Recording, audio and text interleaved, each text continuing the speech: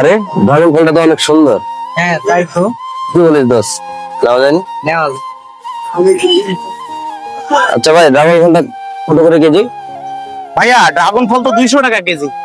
আরে বন্ধু তুই বন্ধু তুই তুই ড্রাগন ফল কিনবি? আচ্ছা যা, তোর কাছে আমি অল্প টাকায় ড্রাগন ফল বিক্রি করবো। কিরে দোষ, তুই আমাদের ক্লাসে টপার হয়ে তুই ফলের ব্যবসা করতেছিস? এই ফলের ব্যবসা দিয়ে তোর কত টাকা আয় হয় রে বন্ধু? মাসে কিরকম প্রফিট থাকে? আর আমাদের দুইজনকে দেখ, আমরা এখন ব্যাংকের চাকরি করি। আর দেখ, আমার বেতন 80,000 টাকা আর ওর বেতন মাসিক 60,000 তুই টাকা। ফলের ব্যবসা করতেছিস, তোদের সাথে আসলে আমাদের বন্ধুত্ব যায় না।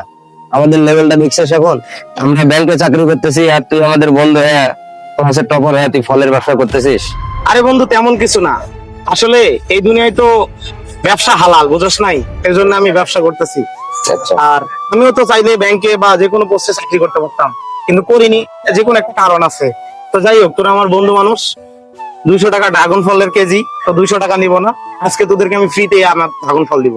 আসলে বন্ধু তুই এটা কি বুঝাতে চাইলি? তুই ব্যবসা করতেছিস দেখে তোর ব্যবসা হালাল, আর আমরা ব্যাংকে চাকরি করতেছি দেখে কি আমাদের চাকরিটা কি হারাম? তুই এটা কি বুঝাতে চাইলি ক? আসলে বন্ধু তুই হালাল হওয়ার সম্পর্কে কিছুই জানিস না।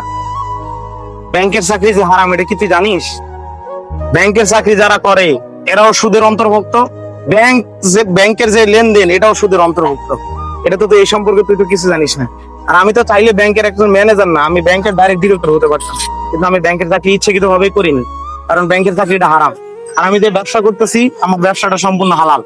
আর তুই যে 80,000 টাকা 60,000 টাকার কথা বললি, আমার প্রতি মাসে প্রফিট হয় 8 লাখ টাকা। তুই আমাকে 60,000 টাকার কথা বলিস? কিরে দোষ, কি বলে 1 মাসে 8 লাখ টাকা প্রফিট? এই সামান্য 8 লাখ টাকা দেখে তুই অবাক হয়ে যাচ্ছিস? এটা তো আমার 1 মাসের প্রফিটের কথা বললাম। আর এই শহরের ফলের ডিলার হলাম আমি।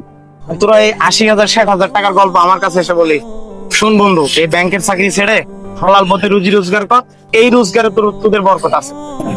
আসলে তুই হয়তো বা ভুলে গেছিস, আল্লাহ রাসূল সবসময় সৎ পথে ব্যবসার কথা বলছে। ব্যবসা যে হালাল এটা তুই যখন ব্যবসাতে নামবি, সঠিক পথে ব্যবসা করবি, তাহলেই বুঝতে পারবি যে ব্যবসা হালাল। বা আমি এই হালাল ব্যবসা করে অনেক সন্তুষ্ট। আল্লাহ আমাকে অনেক কিছু দিয়েছে। আসলে বন্ধু তোকে এই কথাগুলো বলা ঠিক হয় নাই, তুই পারলে আমাদেরকে মাফ করে দিস। আরে বন্ধু তুই কি বলিস? আমি তোদেরকে মাফ করে দেবো কেন? তোরা আমার বন্ধু মানুষ, ভুল হতেই পারে। বন্ধু হিসেবে বন্ধুর কথাকে আমি মাইন্ডে রাখবো? এটা কেমন কথা বললি? দেখ, ড্রাগন ফল নিতে আসছিস, ড্রাগন ফল নিয়ে যা।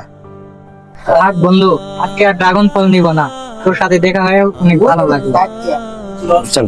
প্রিয় বন্ধুরা, আমাদের এই ভিডিওটি আপনাদের কাছে কেমন লাগছে অবশ্যই কমেন্ট করে জানাবেন। আর এই দুনিয়াতে ব্যবসা যে হালাল, এটা এই ভিডিওটি তার চাক্ষুষ প্রমাণ। এবং ব্যাংকের চাকরি বা সুদের কারবারি সম্পূর্ণ হারাম, এটা আল্লাহ রাসূল এবং আল্লাহ দুজনেই বলছে। তো আমরা সবসময় চেষ্টা করবো হালাল পথে রুজি রোজগার করার। হালাল পথে সবকিছুর বরকত আছে। আমাদের এই ভিডিওটি আপনাদের কাছে ভালো লাগলে অবশ্যই লাইক কমেন্ট শেয়ার করে অন্যকে দেখার সুযোগ করে দিবেন এবং সবসময় আমাদের পাশে থাকবেন। আল্লাহ হাফেজ।